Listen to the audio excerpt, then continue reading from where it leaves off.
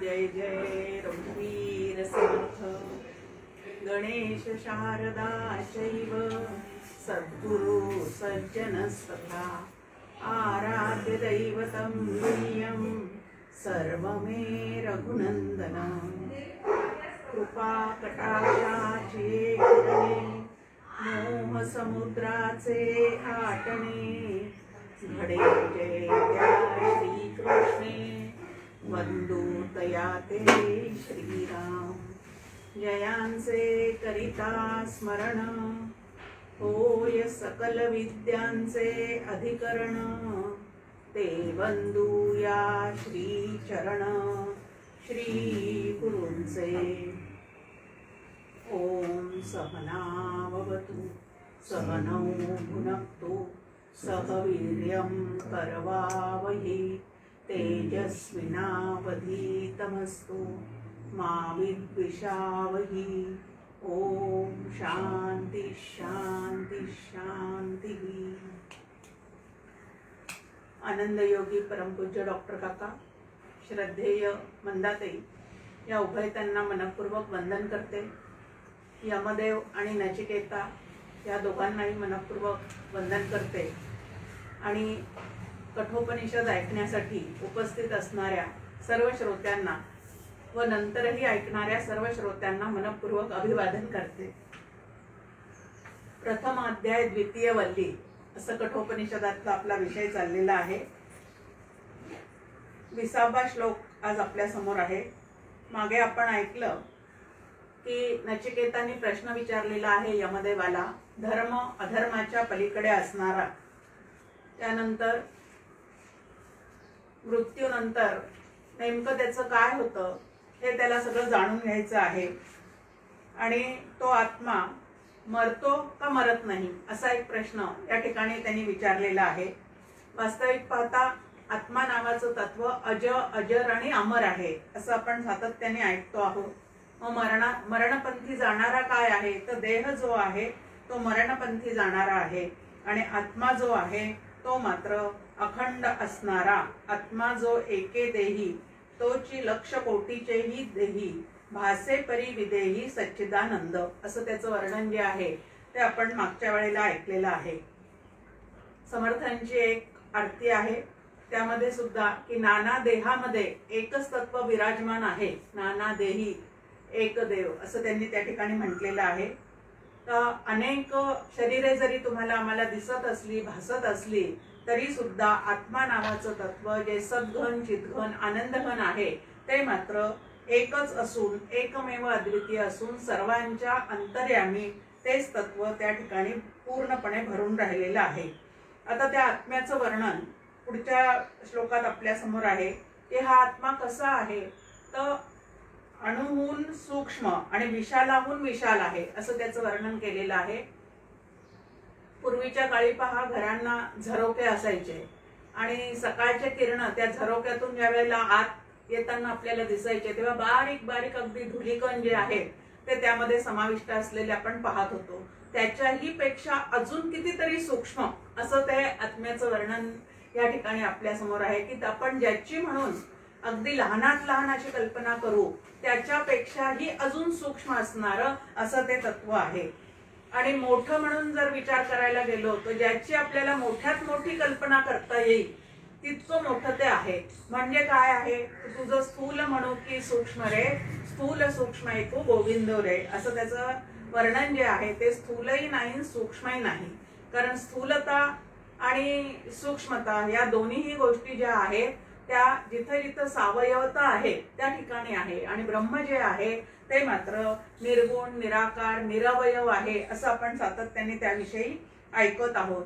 आणि असं असणारं आता हे तत्व जाणायचं असेल तर ज्ञानेश्वर माऊली आपल्याला म्हणतात की आकाशाच्या चाळणीतून ते चाळून घ्यावं। आता आकाशही सूक्ष्म आहे आणि व्यापक आहे, त्याच्यापेक्षाही ते कितीतरी अधिक पटाने असं सूक्ष्म आहे असं त्याचं वर्णन आहे। आणि हा राहिलेला कुठं आहे असं जे तत्व आहे त्याचा जर शोध घ्यायचा असेल आता ते सर्वत्र सदा समत्वानी व्यापून भरलेलं आहे असं त्याचं वर्णन आपल्या समोर आहे। तरीही त्याचा जर मला शोध घ्यायचा असेल तर त्याचा शोध घेण्याचं ठिकाण नेमकं काय आहे, तर सर्व जीवांच्या हृदयरूपी गुहेमध्ये. मागच्या वेळेला आपण त्या संदर्भात एक गोष्ट ऐकली होती की हा परमेश्वर कुठे लपून बसलेला आहे, तर प्रत्येक जीवाच्या हृदयामध्ये तो राहिलेला आहे. आणि तिकडं सहसा कोणाची वृत्ती वळत नाही आणि म्हणून त्याला परमगुह्य गुह्यातीत असं म्हटलेलं आहे की बाहेरून असणाऱ्या गोष्टी जाणण्याकडे तुमची आमची प्रवृत्ती आहे, पण कोणाच्या सत्तेवर आम्ही हे सगळं बाहेरचं जाणतोय हे मात्र तुम्हाला आम्हाला लवकर लक्षात येत नाही. मग ह्याला जाणायचं असेल तर त्याचं ठिकाण पाहिलं, ते ठिकाण आहे प्रत्येकाचं हृदय. प्रत्येकाच्या हृदयामध्येच तो व्यापून राहिलेला आहे आणि तिथंच त्याचा शोध घ्यायचा आहे. त्यानंतर आता पत्ता सांगितलेला आहे, पण ते मिळवण्यासाठी आम्ही काय कमावलं पाहिजे, काय केलं पाहिजे ते आपल्या समोर सांगितलं की त्याला कोणाचं दर्शन होऊ शकतं, कोणाला त्याचं दर्शन होऊ शकतं.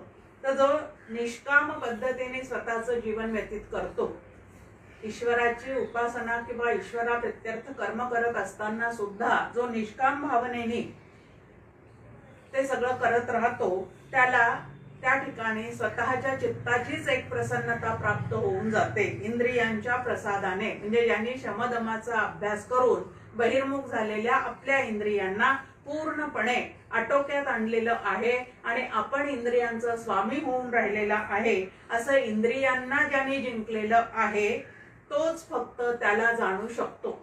आता प्रत्येक जीवाला हे ऐकल्यानंतर असं वाटतं की मलाही आत्मज्ञान झालंच पाहिजे इथपर्यंत आपल्याला जाता येतं, पण ते होण्यासाठी जे करावं लागतं त्या ठिकाणी मात्र आपलं धैर्य जे आहे ते नक्कीच कमी पडतं.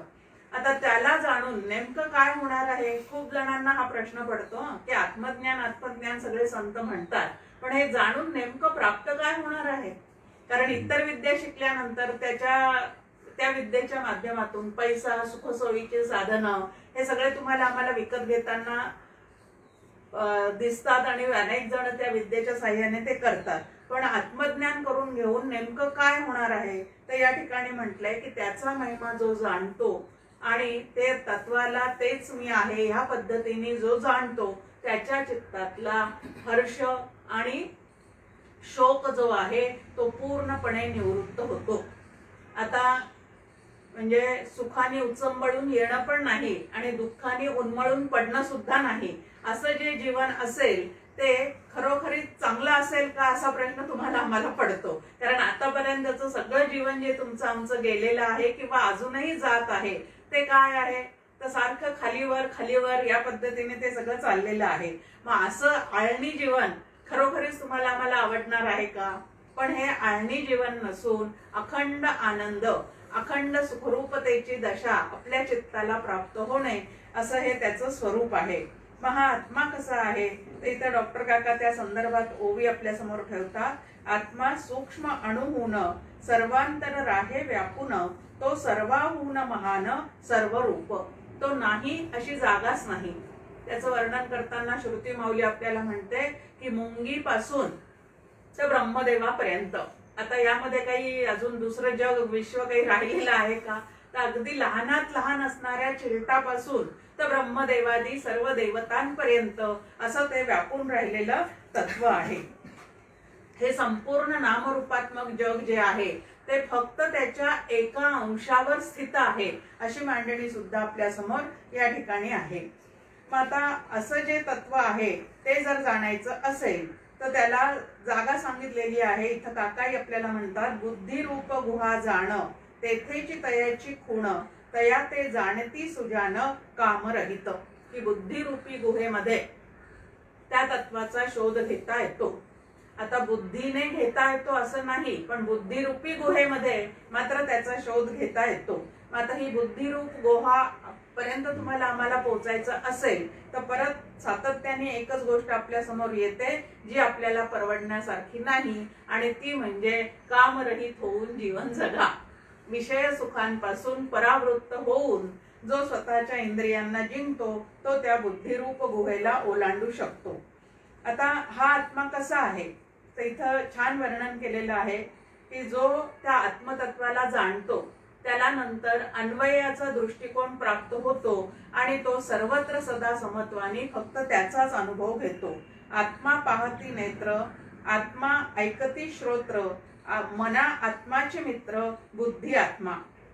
की आत्म्याच्या सत्तेवरच तुमच्या आमच्या नेत्रांना दृश्य जगत दिसत चाललेलं आहे. आत्म्याच्या सत्तेवरच तुम्ही आम्ही शब्द ऐकत आहोत. आता आत्म्याच्या सत्तेवरच वक्ता बोलतो आहे आणि आत्म्याच्या सत्तेवर श्रोते जे आहे त्या शब्दांचं ग्रहण करत आहे.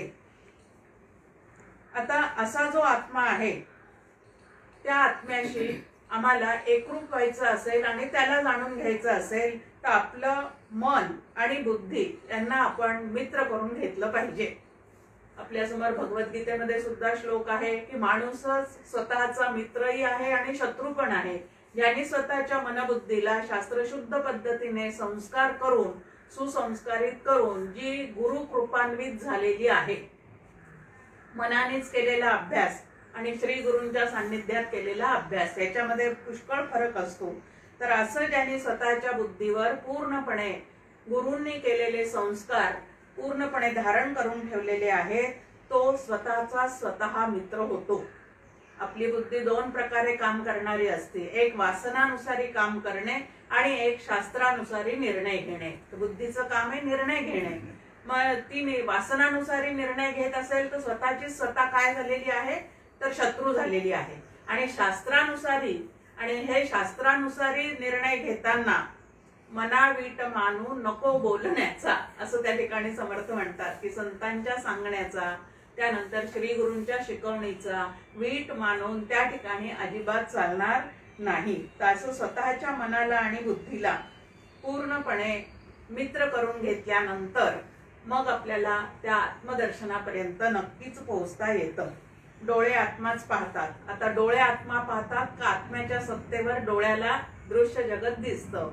आणि अन्वयाचा दृष्टिकोन प्राप्त झाल्यानंतर ज्या ज्या स्थळी हे मन जाय माझे त्या त्या स्थळी हे निजरूप तुझे की त्या ठिकाणी त्रिपुटीचा लय होऊन जातो. आणि ज्याच्या सत्तेवर जीवात्मा पाहतो आहे तेही आत्मतत्व आहे. ज्याच्या सत्तेवर समोरची वस्तू दिसत आहे तिथेही आत्म्याची सत्ता आहे. आणि जाणण्याच्या क्रियेच्या मागे सुद्धा ज्ञानघन परमात्माच भरलेला आहे हे ज्याच्या लक्षात येतं तो कुठलीही क्रिया करत असताना आत्मानुसंधान त्याचं जे आहे ते अजिबात ढळत नाही. मग अशी ज्याची मन आणि बुद्धी पूर्ण आत्ममय झालेली आहे त्याला त्याचं दर्शन जे आहे ते काय आहे तर सहज पद्धतीने होऊ शकतं. आणि ज्याची बुद्धी आणि मन बहिर्मुख झालेलं आहे त्याला मात्र तिथपर्यंत पोहोचताना अनेक अडचणी त्यांना तोंड द्यावं लागतं. आता असं आत्मदर्शन व्हावं याच्यासाठी एक छान उदाहरण आपल्या समोर आहे क्रिकेटचं उदाहरण. आता क्रिकेटच्या खेळामध्ये आपण पाहतो की 11 प्लेयर ग्राउंडवर असतात. फिल्डिंग करणारे बॉलिंग करणारे असे आणि 2 बॅट्समन त्या ठिकाणी असतात. आता सगळ्यांचं लक्ष कुठं असतं तर बॉलकडे असतं.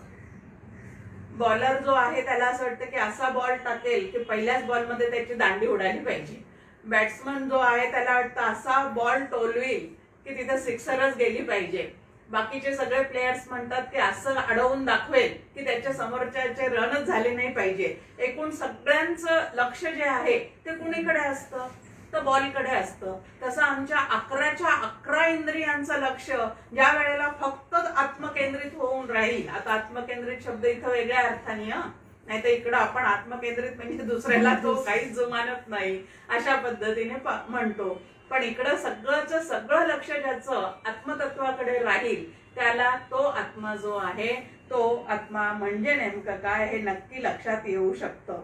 आणि अशी जेव्हा जीवनाची अवस्था होते म्हणजे निधिध्यास त्याचा लागतो की जे जे आत्मतत्वाविषयी मी ऐकत आहे आणि शास्त्राचा सिद्धांत आहे की तेच तू आहे तर ते मी कधी होऊन राहील अशी तळमळ ज्या वेळेला त्या मुमुक्षुला खूप पटीने वाढलेली असते त्यावेळेला त्याला काय निर्माण होतं तर जगताविषयीचं वैराग्य निर्माण होतं. त्याच्यासाठी एक छान दृष्टांत आपल्याकडे आहे की असं जगताविषयी वैराग्य निर्माण झाल्यावर होतं काय तर 5 विषयातून मिळणाऱ्या सुखाकडे त्याचा कलच नसतो. भगवद्गीतेत एक श्लोक आहे आपल्या समोर आणि त्यामध्ये म्हटलेलं आहे की असा जो आत्मदर्शी पुरुष आहे तो इतर सामान्य लोक ज्या विषय सुखासाठी सतत जागे असतात त्या ठिकाणी हा झोपलेला असतो, आणि हा ज्या आत्मानुसंधानाच्या ठिकाणी सतत जागा असतो त्या ठिकाणी मात्र सामान्य लोक जे आहेत ते गाढ निद्रिस्त झालेले असतात. त्यांना आत्मा नावाच्या तत्वाची कल्पना सुद्धा येत नाही. तर सतत आत्मानुसंधान साधणाऱ्याला या जगतातल्या पंचविषयांपासून मिळणाऱ्या सुखांविषयी खरोखरीच पूर्ण वैराग्य प्राप्त होतं. खूप मोठं सुख ज्या ठिकाणी दडलेलं आहे ते तत्व थोडाफार त्याला किंचित का होईना पण त्याचा अनुभव आलेला असतो, आणि म्हणून सतत त्यात राहण्याचा जो काही त्याचा प्रयत्न आहे तो प्रयत्न त्याचा चाललेला असतो, आणि बाकीच्या सुखाकडनं तो अजिबात कुठलीही अपेक्षा पंचविषयांच्या सुखांची करत नाही. उदाहरण पहा, हल्ली जॉईंट फॅमिली अशी राहिलेलीच नाहीये. नुकतेच लग्न झालेले, नुकतेच बाळांत झालेले असे कपल्स वेगळे वेगळे राहतात. त्यावेळेला त्या गृहिणीला खूप काम पडलेलं असेल तर एवढं मोठं बास्केटभर खेळण्याचं टोपलं आपल्या बाळापुढे ती ठेवते. आता थोड्या वेळ त्या बाळाला त्यातले रंग, आकार, त्याचा आवाज हे पाहून एक एक खेळणं ते हातात घेतं, थोड्या वेळ खेळतं आणि बाजूला टाकून देतं. असं करता करता त्याच्या बास्केट मधले सगळे खेळ संपतात आणि त्या खेळांवरचं त्याचं लक्षही उडतं, कारण त्याला आता फक्त त्याची आई पाहिजे असते. म्हणून ते भोकाड पसरतं, म्हणजे खूप मोठ्याने रडायला सुरुवात करतं, आणि त्यावेळेला त्या आईच्या लक्षात येतं की आता खेळण्यामध्ये याचं मन रमत नाहीये, आता याला कडेवर घेतल्याशिवाय पर्याय नाही. तसं या जगातल्या बास्केट मधल्या सगळ्या खेळण्यांचा जेव्हा चित्ताला वीट येईल त्यावेळेला त्या परमेश्वराच्या सुद्धा लक्षात येईल की आता याला दर्शन दिल्याशिवाय पर्याय नाही. या पद्धतीने ही कोणे विषयांच्या हाका ऐकू न येती, त्यांना दुसऱ्या पंच विषयांच्या हाका ऐकू येत नाही. कितीही प्रलोभन जरी समोर आली तरी सुद्धा तीव्र मुमुक्षत्व प्राप्त झालेले जे कोणी आहेत त्यांचं तिकडं अजिबात लक्ष जात नाही. आत्मा मीची तो आहे ऐसे आपण पे पाहे, जाणिता जाणणे राहे शोक रहिता. की जशी ज्ञानेश्वरीतली ओवी, तसंच दासबोधातली एक ओवी सातत्याने आपल्या समोर डॉक्टर काका ठेवतात, त्याच पद्धतीची एक ओवी डॉक्टर काकांनी इथे आपल्या समोर ठेवलेली आहे. परतोनी पाठीमोरे ठाके, आपण या आपण पे देखे, देखत खेळ ओळखे म्हणे तत्व हे मी. ही ज्ञानेश्वरीतली ओवी की आपली अंतःकरण वृत्ती ज्या वेळेला दृश्य पदार्थांपासून माघारी वळून पूर्णपणे आत्मतत्वाकडे वळते त्यावेळेला स्वस्वरूपाचं त्या ठिकाणी त्याला दर्शन होतं. समर्थही म्हणतात, ऐक शिष्या ज्ञानाचे लक्षण, पहावे आपण असी आपण. की ह्यालाच फक्त आत्मज्ञान असं म्हणतात, ह्यालाच शुद्ध ज्ञान असं म्हणतात. आणि हे शुद्ध ज्ञान करून घ्यायचं असेल तर जीवरूप मीनी स्वतःला मी जीव आहे असं न समजता आत्मरूप मी आहे असा निश्चय त्याच्या बुद्धीत जर ठसला तर त्यांनी स्वतःला काय केलेलं आहे, ओळखलेलं आहे. आपल्याला खूप वाटतं जगात माझ्यासारखे ओळखी कोणाच्याही नसतील, मला खूप लोक ओळखतात आणि खूप लोकांच्या ओळखी वाढवल्या तर मला खूप समाधान मिळेल. अरे पण स्वतःच्या ठिकाणी ओळख ज्याला झालेली नाही त्याने बाहेरच्या ओळखी वाढवून करायचं काय आहे. इथेही काका म्हणतात, आत्मा मीची तो आहे, सोहम साधना करता करता सहा अहम म्हणता म्हणता अहम सहा म्हणजे अहम ब्रह्मास्मी असा ज्याच्या बुद्धीचा निश्चय होऊन जातो तो त्या ठिकाणी शोकरहित होतो. म्हणजे हर्ष आणि विषाद या दोन्हीही गोष्टीतून त्याची सुटका होते. सुखे संतोषाने यावे, दुःखे विषादान भजावे. सुख दुःख प्रारब्धाने जरी समोर आलेले असले तरी सुद्धा त्यांच्या भोगामध्ये न रमता त्यांचा बाध करून तो स्वरूपानंदामध्ये अखंड रममाण झालेला असतो. आता हा शोक म्हणजे नेमकं काय आहे तर जितकं अज्ञान चित्तामध्ये स्वस्वरूपाविषयीचं जास्त आणि देहबुद्धी जास्त तितकं हर्ष शोक सुख दुःख लाभ हानी जय पराजय इत्यादी द्वंद्वामध्ये तुमचं आमचं जीवन जे आहे ते पूर्णपणे तसंच राहत जातं. आणि त्या ठिकाणी अहंता आणि ममता, मी आणि माझे ह्या ज्या कल्पना आहेत त्याविषयी त्या तिथंच दृढ होत जातात आणि आपण त्याच्यामध्येच अडकून पडतो. अहम ममतेच्या लवड सवडी माते न पवतीची बापुडी असं ज्ञानेश्वर माऊली सुद्धा आपल्याला सांगतात. ज्ञानिया तोच संपूर्ण सर्वत्र असे. आणि मी माझेपणा, याचा मी देह आहे, ही कल्पना ज्यांनी बाधित केलेली आहे आणि जग आणि जगातल्या गोष्टी व्यक्ती माझ्या आहेत त्याचाही ज्यांनी बाध केलेला आहे, असा जो ज्ञानी आहे त्याला मात्र हे आत्मतत्व सर्वत्र सदा समानत्वाने काय होऊन जातं तर आकलन व्हायला लागतं. पुढे म्हटलेलं आहे की हा आत्मा कसा आहे तर स्थिर असूनही दूरवर जातो, झोपलेला असूनही सर्वत्र फिरतो आणि हर्षरहित असणाऱ्या त्या देवाला माझ्याशिवाय कोण जाणू शकेल असं कोण म्हणतंय? यमदेव म्हणतात की त्यांनी त्याला पूर्ण जाणलेलं आहे. आणि असा जो आत्मा आहे तो कसा आहे तर स्थिर असूनही दूरवर जातो. आता आत्मा शब्दाचा अर्थ आपल्या समोर आहे, अतती इति आत्मा असं म्हटलेलं आहे की जो सर्व दूर जातो. आता आत्म्याला खरं जाणं येणं आहे का? पण ज्याची दूरात दूर अशी आपण कल्पना करू तिथं सुद्धा तो आहेच. आणि ज्याची जवळात जवळ अशी जी आपण कल्पना करू त्याही ठिकाणी तो आहेच. ईशावास्य उपनिषदामध्ये याच पद्धतीचा एक श्लोक आपल्या समोर आहे. वास्तविक पाहता आत्मतत्व स्थिर आहे, सर्वत्र आहे आणि समत्वानी व्यापून भरलेलं आहे. आणि म्हणून जिथं जिथं आपली नजर जाईल, जिथं जिथं आपण कल्पना करू शकू तिथं तिथं ते आपल्या आधीपासूनच आहेच आहे. आता एक उदाहरण नेहमी डॉक्टर काका सांगतात की ज्या वेळेला प्रवचनासाठी मुरगुडून मी अकोल्याला किंवा पुण्याला येतो त्यावेळेला आत्मा तिथून इथं आलेला असतो का?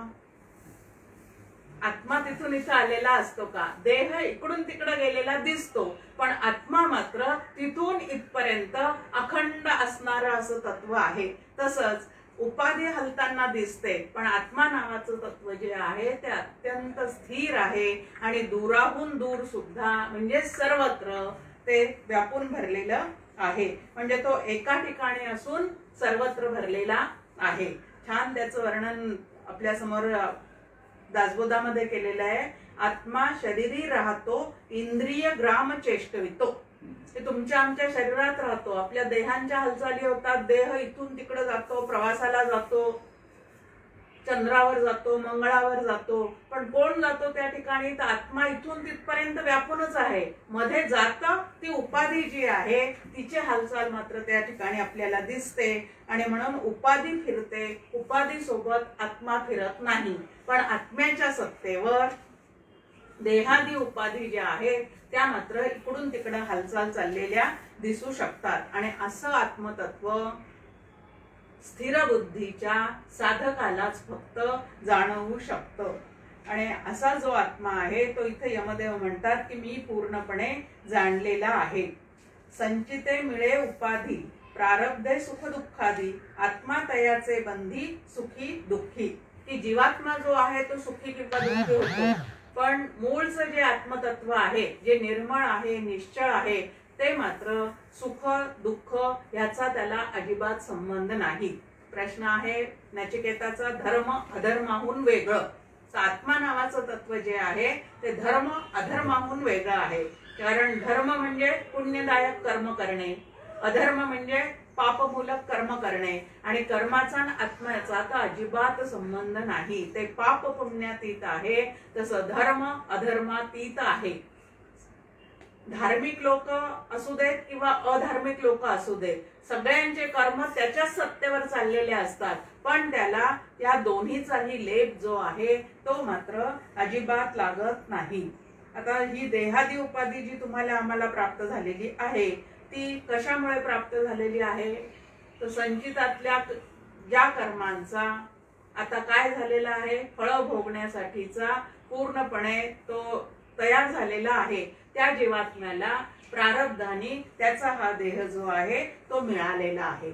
आणि प्रारब्धाने ज्या वेळेला नरदेह आपल्याला प्राप्त होतो तेव्हा त्याची सुरुवातच कुठं सांगितलेली आहे आपल्याला, पाप पुण्याची समानता झाल्यावर.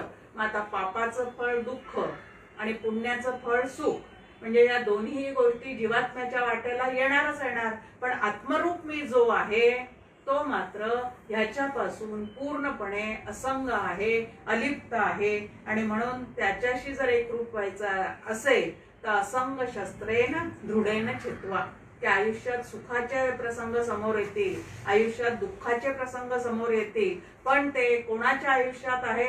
माझ्या आश्रयाने राहणाऱ्या जीवात्म्याच्या कर्माचं ते फळ त्याला प्राप्त होत आहे.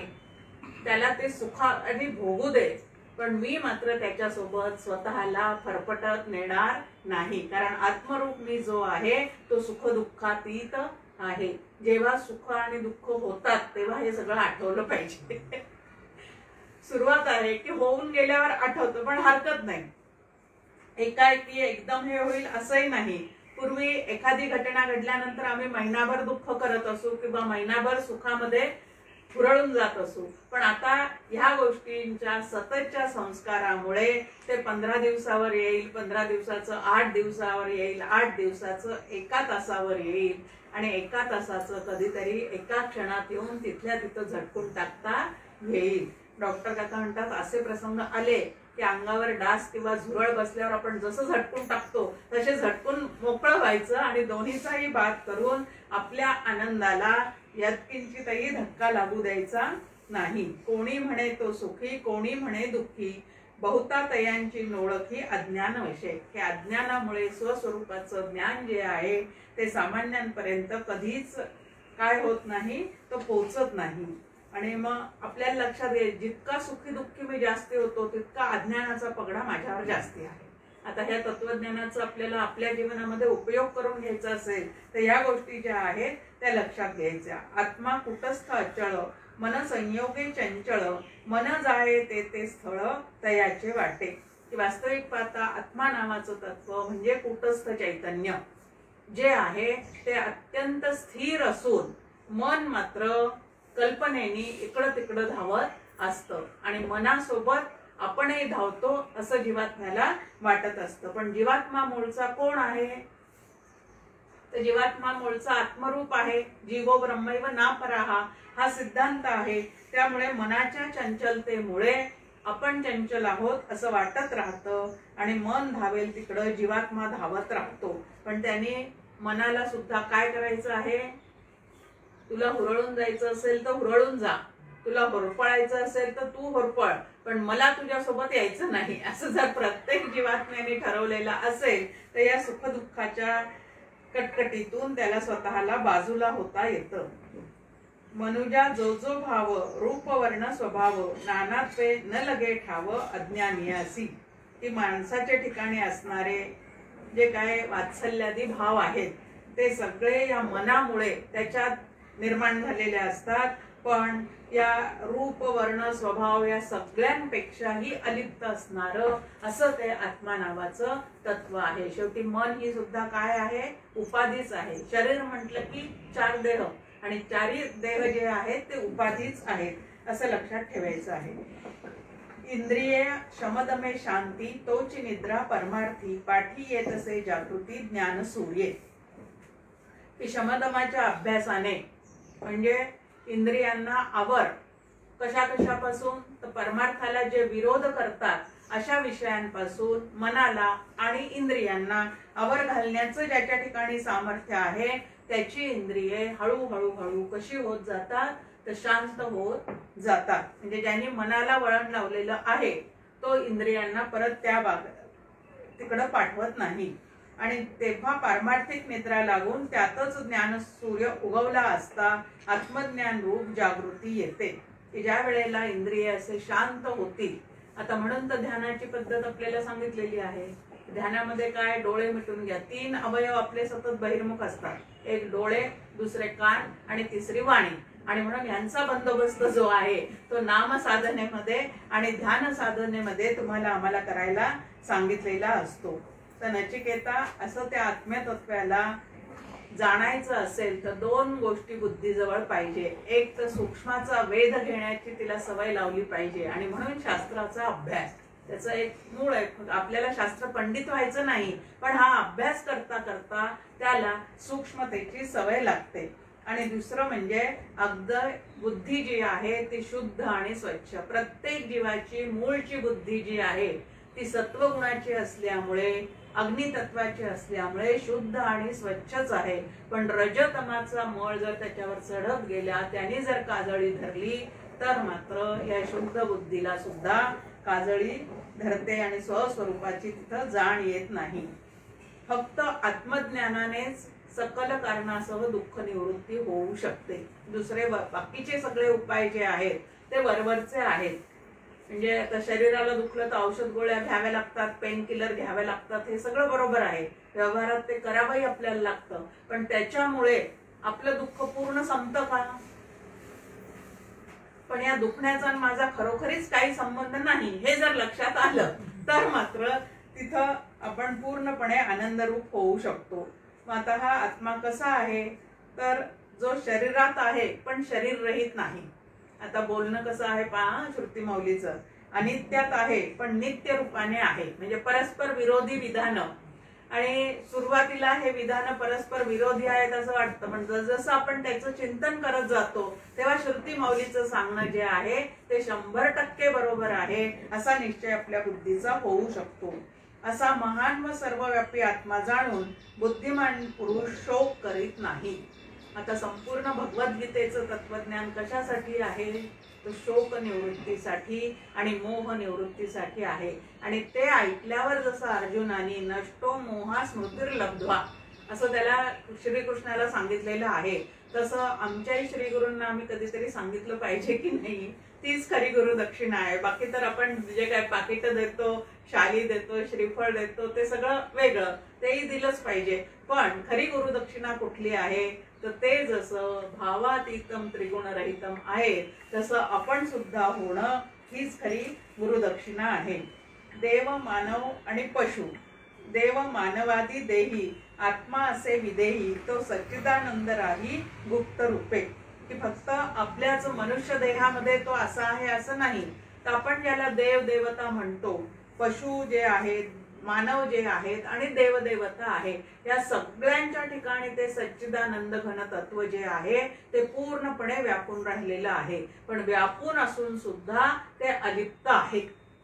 आता देहात असूनही जसा तो अलिप्त राहतो, म्हणजे आत्मा अलिप्तच आहे आणि तो जर मी आहे असा सिद्धांत आहे, तर माझ्या साधनेमध्ये सुद्धा मला ते उतरवता आलं पाहिजे. प्रपंचात मी आहे पण माझ्यात प्रपंच नाही. आपल्यासमोर नेहमी उदाहरण ठेवलं जातं की पाण्यातूनच नाव चालत असते, इकडून तिकडं आपल्याला नेते, पण त्याच नावेमध्ये जर पाणी शिरलं तर ती आपल्याला बुडवल्याशिवाय राहत नाही. तसं नरदेहाला सुद्धा तारू म्हटलेलं आहे समर्थांनी दासबोधामध्ये.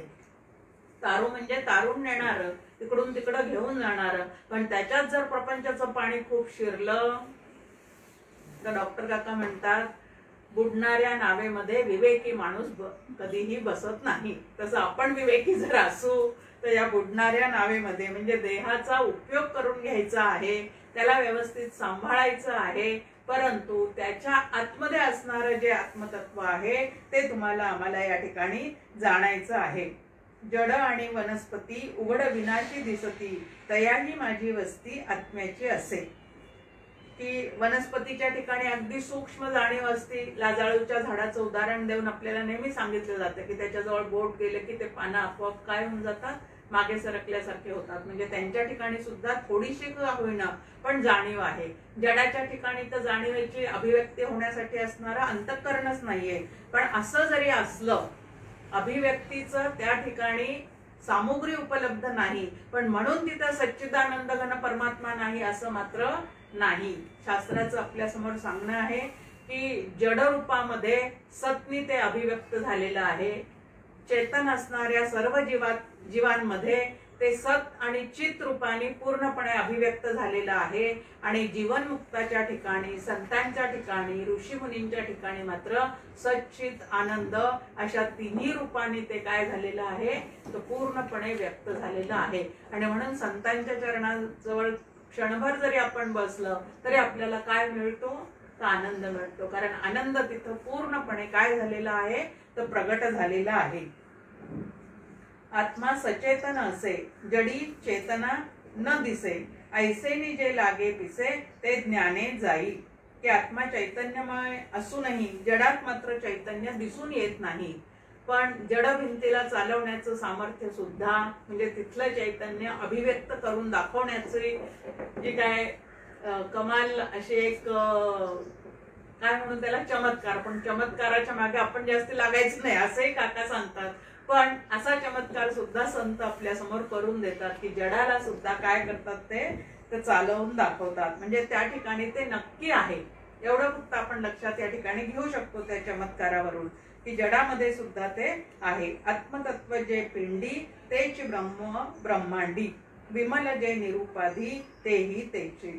की पिंडामध्ये ज्याला आत्मा असं म्हणतात त्यालाच ब्रह्मांडामध्ये व्यापून राहिलेलं ब्रह्म असं म्हणतात. म्हणून पिंडी ते ब्रह्मांडी, पिंडामध्ये आणि ब्रह्मांडामध्ये यात किंचित सुद्धा फरक नाही. पिंडही 5 महाभूतांचा आहे, ब्रह्मांड म्हणजे जगत सुद्धा 5 महाभूतांनी पूर्णपणे व्यापून राहिलेलं आहे. आणि दोघांनाही सत्ता कोणाची आहे तर सच्चित आनंद घन परमात्म्याचीच आहे. आणि असं ते असून सुद्धा ब्रह्म कसं आहे तर विमल आहे, म्हणजे शुद्ध आहे. त्याला कुठलाच त्रिपुटीचा द्वंद्वाचा कुठलाच मळ त्याच्या ठिकाणी अजिबात नाही. आणि उपाधी सुद्धा त्याच्या ठिकाणी नाही. जीवाला जी आहे ती अविद्येची उपाधी आहे, त्यानंतर ईश्वराला जी आहे ती मायेची उपाधी आहे. पण ब्रह्म मात्र निरोपाधिक आहे. आणि असं निरोपाधिक ब्रह्म जे आहे ते मी आहे असं या संपूर्ण परमार्थाचं काय आहे डॉक्टर काका म्हणतात पालुपद आहे. आणि पालुपद विसरून कडवे गात बसायचे नाही. म्हणजे काय आहे तर केव्हाही कितीही अभ्यास केला तरी कशासाठी तो चाललेला आहे तर अभ्यासाचा मुकुटमणी वृत्ती राहावी निर्गुणी असं समर्थांचं सांगणं आपल्या समोर आहे. ऐसे जो स्वये जाणी तिये जाणीवेचे आरोहणी, नसे शोकाची कडसणी दुःख रूप. त्याचं त्या आत्मस्वरूपाला जो स्वतः जाणतो तो काय आहे तर त्या जाणीवेवर आरूढ होऊन राहतो. आणि त्याला दुःख स्वरूप शोकाच्या किंचित सुद्धा यातना नंतर होत नाही. मी जो देही असे तोच विश्वा माझी असे, शोकाते निमित्त नसे काहीची तया. सुरुवातीला स्वतःच्या देहातलं आत्मतत्व शोधायचं आणि त्यानंतर त्याचा शोध लागला की जगतामध्ये सुद्धा प्रत्येक जीवांच्या आतमध्ये तेच व्यापून आहे हे समजायला वेळ लागत नाही. मग व्यतिरेकाच्या अभ्यासाने आत्मतत्वाचा शोध आणि अन्वयाच्या दृष्टिकोनाने ब्रह्म सर्वत्र भरून राहिलेला आहे हे याचा शोध. आता ज्ञानाच्या भाषेत असं की ब्रह्म सर्वत्र आहे तेच पहा असं सांगितलं जातं, तसं भक्तीच्या भाषेमध्ये भगवंत सर्वत्र भरलेला आहे आणि भगवत दृष्टी ठेवा असं सांगितलं जातं. एकूण काय आहे दोन्हीचा परिणाम जो आहे तो एकच आहे. आता हे आत्मज्ञान नेमकं कशामुळे प्राप्त होतं असा प्रश्नाची उकल या ठिकाणी केलेली आहे की आत्मज्ञान आत्मकृपेनेच होते. आता अकृत्रिमाची प्राप्ती कृती करून होत नाही असं नेहमी एक वाक्य आपल्या समोर आहे डॉक्टर काकांचं की अकृत्रिम आहे, नित्य सिद्ध आहे, तेच आपलं स्वरूप आहे. तर आता मग आपण एवढा जो प्रयत्न आपला चाललेला आहे प्रवचन ऐकणं करणं, कीर्तन ऐकणं करणं, वह्यांमध्ये नोट्स काढणं, त्यानंतर शास्त्राचा अभ्यास, हा सगळा खटाटोप चाललेला जो आहे जर आत्मज्ञान आत्मकृपेनेच होत असेल तर हे करण्याची गरज काय आहे. तर आता ब्रह्मविद्या शिकल्याशिवाय अविद्या निवृत्ती होत नाही. सगळे प्रयत्न जे आहेत ते अविद्या निवृत्तीसाठी आहेत. आणि जेव्हा अविद्या निवृत्त होते त्यानंतर जे काही असतं ते असतं. अहो म्हणजे काय करून पहा, एकच उत्तर आहे या ठिकाणी की अहो म्हणजे नेमकं काय आहे तर ते तुम्ही करून पहा. मग आता इथं म्हटलेलं आहे की हा आत्मा प्राप्त होणे म्हणजे त्याचा साक्षात्कार होणे. आता साक्षात्कार शब्द म्हटलं आपल्या समोर साक्षात आकार असे 2 शब्द या ठिकाणी येतात, पण या ठिकाणी साक्षात्कार या शब्दाचा अर्थ आहे तेच होऊन जाणे. तेच होऊन गेल्याशिवाय त्याची प्राप्ती होऊ शकत नाही. नुसत्या व्याख्यानाने ते शक्य नाही. आता व्याख्यान करता करता प्रवचन करता करता आपण उत्कृष्ट प्रवचनकार आहोत असा अभिमान जर चढत गेला तर परत आपण आपल्या मूळ स्वरूपापासून दूरच जातो. मग इथं सांगितलेलं आहे की नुसत्या तर्कबुद्धीने ते होत नाही, नुसते प्रवचन करून ते प्राप्त होत नाही, सतत नुसतं ऐकत राहिल्याने सुद्धा आत्मतत्व प्राप्त होईल असं नव्हे. मग ते प्राप्त केव्हा होतं, अविद्या दूर झाली की ते प्राप्त होतं.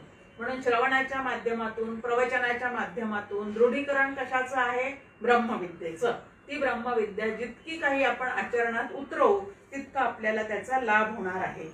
पुढे म्हटलंय की हा आत्मा ज्याला वरतो म्हणजे ज्याच्या अंतःकरणात आत्म्याविषयी प्रेम उत्पन्न होते त्यालाच त्याची प्राप्ती होणे शक्य असते, कारण हा आत्मा त्याच्या पुढेच आपले यथार्थ स्वरूप प्रगट करतो.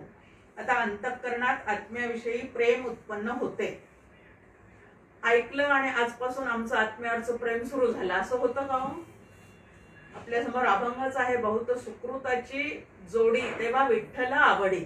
आता भक्तीच्या भाषेत तसं म्हटलंय किंवा कृष्णाच्या बाबतीत आपल्याला सांगितलेलं आहे की अनेक जन्माचं शुद्ध पुण्य ज्या वेळेला गाठी असेल त्यावेळेला त्या श्रीकृष्णावरचं नितांत प्रेम जे आहे त्या अंतःकरणामध्ये प्रगट होतं. मग आता भक्तीच्या भाषेतही तेच सांगतात, आत्मतत्वाच्या बाबतीतही तेच सांगतात. कारण श्रीकृष्ण झाला काय, राम झाला काय, वाच्यार्थाने श्रीराम, वाच्यार्थाने श्रीकृष्ण, पण लक्षार्थाने ते कोण आहेत? तर आत्माच आहे. किंवा श्री गुरूंविषयीचं नितांत प्रेम अंतःकरणात जागृत व्हावं असं वाटत असेल तर आता ते होत नाही म्हणून रडत बसायचं नाही, तर सुकृत वाढवण्याचा प्रयत्न करायचा. एक लक्षात घ्यायचं की अगदी आत्ता या स्थितीला आमच्या अंतःकरणात तेवढं ते नाही असं जर आपल्याला ऐकताना वाचताना कळत असेल तर आता ते वाढवलं पाहिजे. त्याच्याशिवाय आपल्याला पूर्ण प्रगती साधता येणार नाही. हे लक्षात घेण्यासाठी काय करायला पाहिजे? आत्म्याविषयी प्रेम उत्पन्न व्हायला पाहिजे. गोंदवलेकर महाराज छान दृष्टांत देतात आपल्या समोर की अहो किती फूट खणल्यानंतर पाणी लागतं. आता 15-20 फूट खणलं नाही पाणी लागलं, आपण सोडून देतो का? अजून खणतो, अजून खणतो. पाणी लागेपर्यंत जसं ते चालू राहतं तसं भगवंताचं प्रेम निर्माण होईपर्यंत नाम ध्यान तत्वज्ञान या सगळ्याचा उपयोग करून काय करायचं आहे तर त्याचं प्रेम अंतःकरणात उत्पन्न झालं पाहिजे. आणि त्याचं प्रेम जर अंतःकरणात उत्पन्न झालं तर अशाच्या समोर तो स्वतः प्रगट होतो. आता स्वतः प्रगट होतो म्हणजे नेमकं काय होतं? आत्मा स्वतः प्रगट होतो म्हणजे तोच मी आहे असं त्या शुद्ध बुद्धीच्या साधकाला पूर्णपणे निश्चयात्मक ज्ञान होऊन जातं. या पद्धतीने की त्याच्या समोर तो प्रगट होतो. आत्मा जे आहे पाहणे तोची साधका पडे वरणे, वरिल्या पाठी भेटणे सहजची घडे. काय एक छान आहे की स्पिरिच्युअल डेटिंग करायचं नाही असं म्हणतात ते. की काय झालं पाहिजे, नुसतं त्याची भेट घ्यायची असं नुसतं म्हणून किंवा त्या तारखा ठरवून तसं होणार नाही. तर त्याचा निश्चय जो आहे, काका म्हणतात की जसं व्यवहारामध्ये वांगनिश्चय झाल्यानंतर लग्न होतं. आधी वांगनिश्चय असतो की म्हणजे वाणीच्या द्वारे ही वधू ह्या वरासाठी पक्की झालेली आहे असं जे काही याद्या बिद्या करून सगळं तयार झालेलं असतं. पण ते तेवढ्या पुरतच राहतं का? त्याच्यानंतर काय आहे तर लग्न लागलं जातं. तसं सोहम साधन हा वांगनिश्चय आहे. या वांगनिश्चयाचं रूपांतर नंतर कशात झालं पाहिजे तर लग्नात झालं पाहिजे. म्हणजे त्याच्याशी ऐक्य जे आहे ते पूर्णपणे किंवा समर्पण आत्मस्वरूपाच्या ठिकाणी पूर्णपणे समर्पण किंवा आराध्य दैवत श्री गुरु जे कोणी आम्हाला म्हणजे काही जणांचं देवतावर खूप प्रेम आहे, काही जणांचं श्री गुरूंवर खूप प्रेम असतं. तिथं संपूर्ण समर्पण जे आहे ते तुम्हाला आम्हाला साधता आलं पाहिजे. वधू वरासी वरी तया होई तयाची अंतुरी तई जवळी येरायरी सहजी घडे. की विवाह झाल्यानंतर एकमेकांशी जशी जवळीक त्या ठिकाणी वधूवरांची होते तसं आत्मतत्वाशी विवाह लावल्यानंतर एकरूपता जी आहे ती पूर्णपणे येऊ शकते. आणि अशी एकरूपता येण्यासाठी काय करायचं असतं तर मनापासून जे काय साधन आपल्याला श्री गुरूंनी दिलेलं आहे ते अत्यंत मनापासून करता करता आपल्याला त्या परमात्म्याविषयीचं प्रेम जे आहे ते आतमध्ये पूर्णपणे प्राप्त झाल्याचा शोध लागू शकतो. आत्मा शोधण्या जई जावे त्यानेची सामोरी यावे अंतर्बाह्य प्रकाशावे पाहण्यासाठी. की देव पहाया गेलो देवची होऊन ठेलो. याप्रमाणे आत्मा पाहायला निघालो आणि आत्मरूपच होऊन राहिलो. या पद्धतीने हे सगळं झालं पाहिजे. आणि त्याच्यासाठी काय करायचं आहे तर त्यागिता नाना कामना करिता आत्म्याची प्रार्थना तोच भेटो येई आपणा ऐसे असे. ते परत सगळं फिरून फिरून आल्यावर त्यागिता कामना हा जो काही आहे शमदमाचा अभ्यास त्याच्याशिवाय या ठिकाणी हेच होत नाही की अनंत इच्छा आकांक्षांचा त्याग करून. कारण इच्छा आणि आकांक्षा जर मनामध्ये आमच्या सारख्या निर्माण होत राहिल्या तर अंतःकरण वृत्ती जी आहे ती बहिर्मुखच होत राहते, ती अंतर्मुख व्हायलाच तयार होत नाही. आणि म्हणून तिला आवर्त घेण्याचं काम जे आहे ते आम्ही केलं पाहिजे. आता आत्मज्ञानाचा अनधिकारी कोण असतो तर खूप श्रवण करतो, ऐकतो, पण निषिद्ध कर्मापासून स्वतःला आवरूच शकत नाही.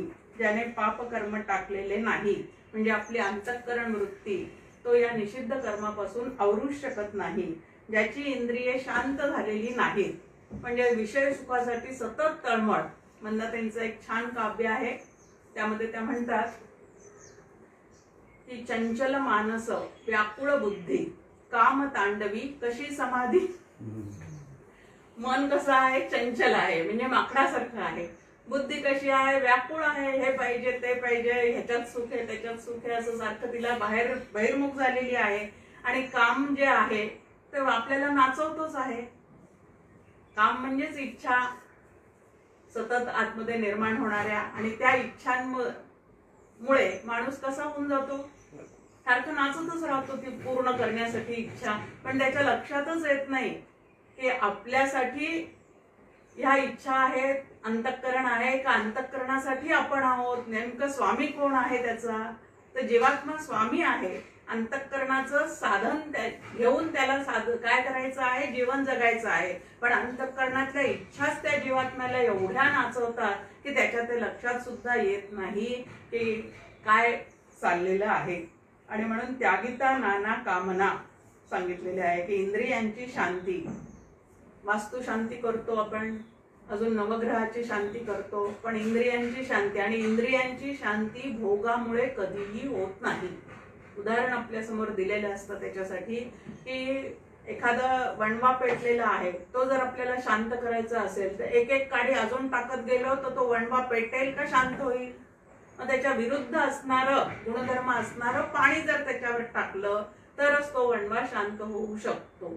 त्याप्रमाणे इकडं या कामनांना आवर घालायचा असेल तर मनी कामना वासुदेवी वसोदे. किती छान पद्धतीने आपल्याला सांगितलेलं आहे की कामनाच तुला करायची असेल ना तर मग ती कामना तू भगवंताची कर, की भगवंताला समर्पित होईल, भगवंताला आवडतं म्हणून नैवेद्य करते, भगवंताला आवडतं म्हणून माझं घर स्वच्छ ठेवते. ह्या पद्धतीने जर सारखं आपण प्रत्येक कर्म केलं भगवंता प्रित्यर्थ तर ते काय होऊन जातं, कधी ना कधीतरी शबरीच्या घरी जसा राम आला तिच्या आश्रमामध्ये, तसा आपल्या अंतःकरणाच्या घरामध्ये सुद्धा तो प्रगट झाल्याशिवाय राहत नाही. तो नुसत्या ज्ञानाने आत्मा मिळवू शकत नाही. म्हणून भक्तीची सुद्धा त्याला तितकीच काय पाहिजे. हो, शास्त्र जरी झालं तरी शास्त्रावर सुद्धा प्रेमच करायला लागतं. प्रेम असल्याशिवाय ते आपण ऐकतो का. आता आई वडिलांवर आपलं प्रेम असतं म्हणून त्यांनी सांगितलेल्या गोष्टी त्या हयात असतानाही ऐकतो, आणि ते निघून गेल्यावर सुद्धा आपण ऐकतच राहतो. कशासाठी ऐकतो तर त्यांच्यावर आपलं प्रेम आहे. मग शास्त्रावर तसं प्रेम केल्याशिवाय शास्त्र आपल्या आचरणात उतरणार आहे का.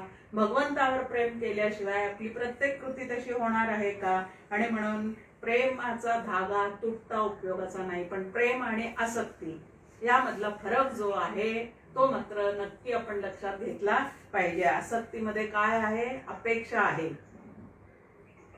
जेवढं काही करतो त्याच्या बदल्यात अपेक्षा आहे. मग निरपेक्षता त्या ठिकाणी नसतेच, आणि भक्तीमध्ये निरपेक्षता आल्याशिवाय पुढची प्रगती साधत नाही. आता नुसत्या कोरड्या गप्पा मारून ज्ञानाच्या आत्मतत्व कधीही आपल्याला प्राप्त होत नाही. म्हणजे नुसता शब्द ज्ञानाने पंडित वाचक जरी झाला पुरता तरी कृष्ण कथा सांडू नये.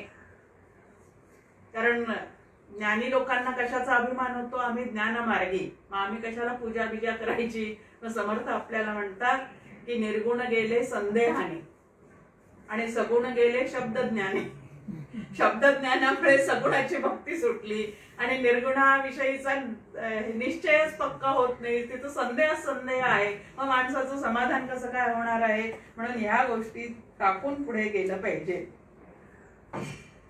निषिद्ध कर्मी गोडी पापकर्मी घाली उडी, नाना स्वधर्मासी नावडी विटाळू धरी, परस्त्री परधनी आस निंदे विण नसे दिवस. 3 निषेध आपल्याला ठेवलेले संतांनी सोप्या पद्धतीने. परस्त्री, परधन आणि परनिंदा या 3 गोष्टीचा त्याग करा, तर आपल्याला हळूहळू परमात्म्यापर्यंत पोहोचता येईल. करी संतांची टवाळी, स्वार्थी अनेकांची होळी, सत्ता दिशा देई टाळी, स्वसंरक्षणासी. अशी लक्षणं जेथे आहे तेथे आत्मतत्व कधीही भेटणं शक्य नाही. कारण व्यावहारिक दृष्ट्या सुद्धा सत्य मार्गावरून चालण्याची काय पाहिजे साधकाजवळ, की सत्याची वाट दृढ धरावी, असं समर्थ सुद्धा आपल्याला सांगतात. नाही तर 10 लोक इकडे जाताना दिसतात, मी एकटाच काय म्हणून असं सगळं सहन करत बसू, असं म्हणून त्या 10व्याच्या जोडीला 11वा जातो, पण या एकाच्या मागे दुसरा कोणी येत नाही. असं काहीतरी फजिती जी आहे ती होऊन जाते. म्हणून शमदमाचा अभ्यास नाही, पण शब्दज्ञान भरपूर आहे असं त्या ठिकाणी जर असेल तर त्या ठिकाणी हे होऊ शकत नाही. अखंड संसार चित्ती, संसार निमित्ते वृत्ती, कदा तयान शांती पळभरीही. कुटुंबाच्या चिंतेने अंतःकरण अखंड अशांत होतं आणि भगवंताच्या चिंतनाने ते हळूहळू शांत होत जातं. अंतःकरणाच्या शांतीमध्ये आनंदाचा अनुभव आहे. अशांतस्य कुतः सुखम, असं आपल्यासमोर भगवद्गीता बोलते की अशांत माणसाला कधीही सुखरूपतेचा अनुभव येणे शक्य नाही. सुखरूप असूनही महत्वाचं काय आहे की प्रत्येक जीव मूळचा सुखरूपच आहे, पण तरी सुद्धा त्याला त्याचा अनुभव घेता येत नाही, कारण अंतःकरणाची अशांती. आता मला जर तेवढं सुखरूप व्हायचं असेल तर अंतःकरण शांत करायला पाहिजे. अंतःकरण शांत करायचं असेल तर आपल्यासमोर 3 वृत्ती दिलेल्या आहेत, एक घोर वृत्ती, एक शांत वृत्ती, एक मूढ वृत्ती. सत्वगुण जर वर असेल तर शांत वृत्ती अंतःकरणाची, रजोगुण जास्ती असेल तर घोर वृत्ती म्हणजे चंचल वृत्ती, आणि तमोगुणाचं जर आधिक्य असेल तर मूढ वृत्ती म्हणजे काहीच कळत नाही, कितीदाही ऐकून काही कळत नाही. मग आता मला जर परमार्थामध्ये प्रगती करायची असेल तर स्वभावातला कुठला गुण वर असला पाहिजे, ठेवला पाहिजे सतत, तर सत्वगुण जो आहे तो सतत वर ठेवला पाहिजे. आणि तरच काय होणार आहे, आता अखंड संसार चित्ती, संसाराच्या चिंतनाने अंतःकरणाची शांती बिघडते. मग आम्ही संसार करायचा नाही का?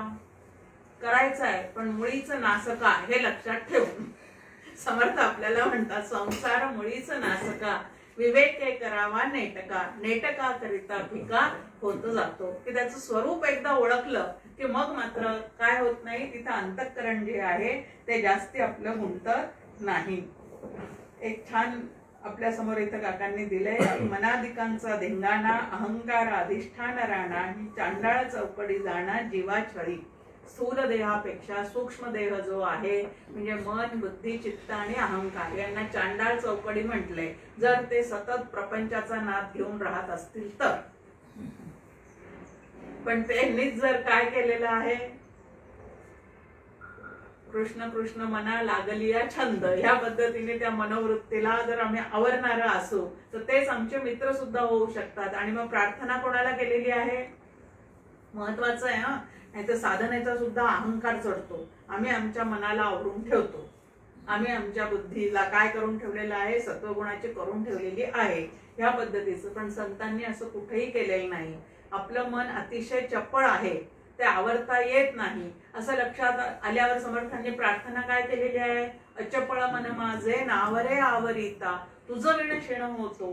की हे मन शेवटी काय आहे, मायेचं स्वरूप आहे, आणि ही माया ही तुझ्या स्वाधीन आहे, म्हणून तुझ्या कृपेशिवाय मला माझं मन आवरता येणार नाही असं स्पष्ट सांगितलेलं आहे रामरायाला. आपण जर साधकांनी असं न करता माझं मन मी आता ताब्यात आणलेलं आहे, म्हणजे मग काय झालं, त्या ठिकाणी परत त्या मनासोबत अहंकार सुद्धा त्या ठिकाणी उफाळून आलेला आहे. आणि तुकाराम महाराज सुद्धा आपल्या समोर ठेवतात, तेथे माझी हरिवृत्ती राहो, मनोवृत्ती, बुद्धिवृत्ती, चित्तवृत्ती, अहमवृत्ती, या चारीच्या चारी वृत्ती कोणाजवळ ठेवायला सांगितलेले आहे, तेथे राहो. आणि कोणाच्या कृपेने त्या राहतील, विठ्ठलाच्या कृपेनेच राहतील. मी ठेवतो म्हटलेलं नाही, तर तिथं राहू दे अशी प्रार्थना त्या विठ्ठलाला केलेली आहे. आणि असं जर ईश्वराचं अनुसंधान सांभाळत सांभाळत आम्ही साधना केली तर अहंकार लय जो आहे तो हळूहळू आम्हाला साधता येतो. मग काकांनी त्याला चांडाळ चौकडी, त्याला आवरता येत नाही त्याला चांडाळ चौकडी म्हटलेलं आहे. मुळी नसे ही चौकडी असे तया एकच घडी अविद्या लावी देशोधडी चतुर्विध करुनिया. मुळात अंतःकरण एकच आहे, पण 4 वृत्तीमुळे ते आम्हाला वेगळं वेगळं असं वाटत चाललेलं आहे. त्या वृत्तीच्या मागे जर आम्ही सतत धावत राहिलो, त्यांना न समजता न उमजता, त्यांना आटोक्यात न आणता, तर मात्र आमचं काही खरं कल्याण होणार नाही. म्हणून या चारीच्या चारी वृत्ती शांत करण्याचा प्रयत्न केला पाहिजे. समाहित चित्त असं नेहमी म्हटलेलं असतं. पहा, चित्त साधकाचं कसं पाहिजे, समाहित झालं पाहिजे. आता या समाहित चित्तासाठी एक छान दृष्टांत आपल्या समोर आहे की आपण गावाला जाताना 4 व्हीलरने जायचं असेल तर त्या ठिकाणी व्हील अलाइनमेंट करायला पाहिजे असं म्हणतो. कशासाठी? ते चारी वृत्ती एकाच ठिकाणी राहिल्या पाहिजेत, हे त्याचं मुख्य आहे. नाही तर मन एकीकडे, बुद्धी एकीकडे, आणि मन आणि बुद्धीचं जर सख्य झालं नाही तर मात्र परमार्थामध्ये आपल्याला पुढे जाता येत नाही. आणि म्हणून इथं समाहित चित्त झालं पाहिजे असं सांगितलेलं आहे. इतके समाहित चित्त वरी गुरु वरद हस्त तेच आत्मज्ञाने प्राप्त आत्मा होय. जर असं समाहित चित्त झालं तर साधकाच्या ठिकाणी गुरु कृपेमुळे आत्मदर्शनाचा योग येऊन जातो. या आत्मस्वरूपाला ब्राह्मण व क्षत्रिय हे दोन्ही भाताप्रमाणे असून मृत्यू हा भाजी चटणीप्रमाणे आहे. ते आत्मस्वरूप अनाधिकारी कसा जाणू शकेल? 25व्या श्लोकामध्ये आपल्या समोर की ब्राह्मण कसे असतात तर धर्मरक्षणामध्ये अत्यंत तत्पर असतात, आणि क्षत्रिय कसे असतात तर क्षत्रियांच्या ठिकाणी रक्षण करण्याचं, विश्वाचं रक्षण करण्याचं सहज सामर्थ्य असतं. म्हणजे दोघांच्याही ठिकाणी सहनशीलता, परोपकारी वृत्ती या सगळ्या गोष्टी असतात. पण तरीही आपल्याला प्राप्त झालेल्या आयुष्यामध्ये हे साधूच शकतील असं मात्र होऊ शकत नाही. मग इतकं त्यांना जे आयुष्य मिळालेलं आहे त्याच्यात ते जर ते साधू शकत नाही तर सामान्यांची काय त्या ठिकाणी होणार आहे?